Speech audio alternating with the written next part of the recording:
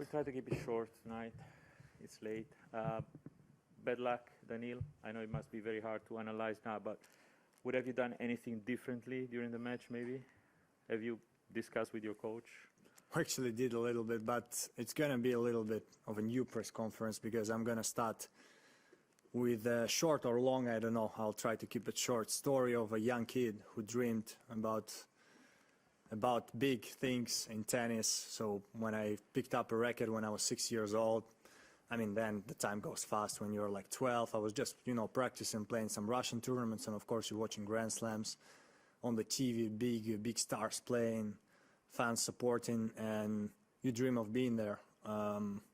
Start playing some Tennis Europe tournaments. I actually remember playing Youth Olympic Games. I think it was called like Youth Olympic Festival or whatever. I made final and it was cool. We had like a center court, and I think it was in Turkey. I would say there was maybe 1,000 people, 2,000, and it was really cool. It was amazing to be there, and that's the moments where you dream of, bigger stages.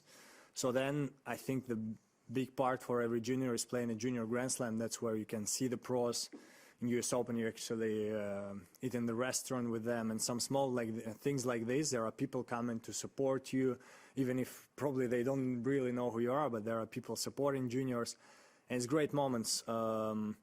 And that's a moment where you're like, wow, I want to be there in this Grand Slams, playing against the best people in the world. I remember when I went to US Open, I saw John Isner passing by, and I was like, wow, he's so huge. He's bigger than on the TV, and it's just nice moments.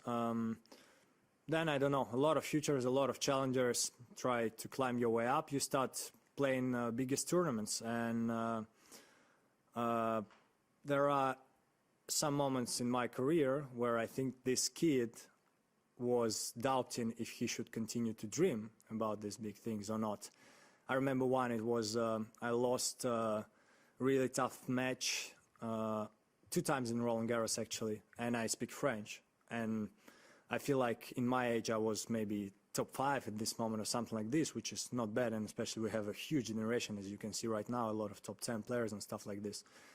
I remember I lost to Benjamin Bonzi, who's in top 100 now. There was, if I'm not mistaken, 1 Russian journalist in the room. I was like, really? It's a Grand Slam? Or like I think I was close to being top 50, really young.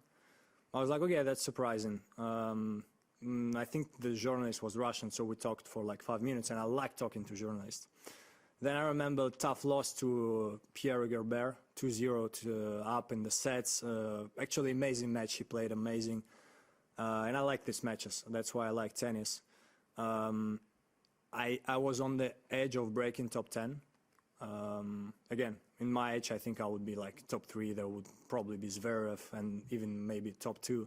Dominic, of course, but he's a little bit older. I came in the press, I was a little bit, frustrated with the fans and everything. And so it's funny because I wanted to keep it short, so I wanted to answer with 2 words or anything. There was 1 journalist. I think Italian, he asked me something, I answered 2 words. No more question. There were some Russians, they asked me some things. Again, a kid was doubting if he should continue of dreaming big. And I'm not going to explain why exactly, but today, during the match, I understood that I'm going to play tennis.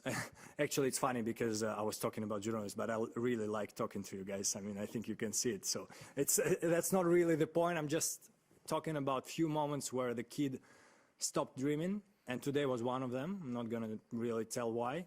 So from now on, I'm playing for myself, for my family, to provide my family, for people that trust in me, of course, for all the Russians, because I feel a lot of support there. I'm going to save it like this. So if there is a tournament on hard courts in Moscow before Roland Garros or Wimbledon, I'm going to go there, even if I miss a Wimbledon or Roland Garros or whatever. The kid stopped dreaming. The kid is going to play for himself, and that's it. That's my story. Thanks for listening, guys. Now we can go to questions about tennis or anything.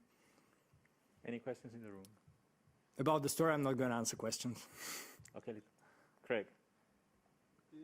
Congratulations on what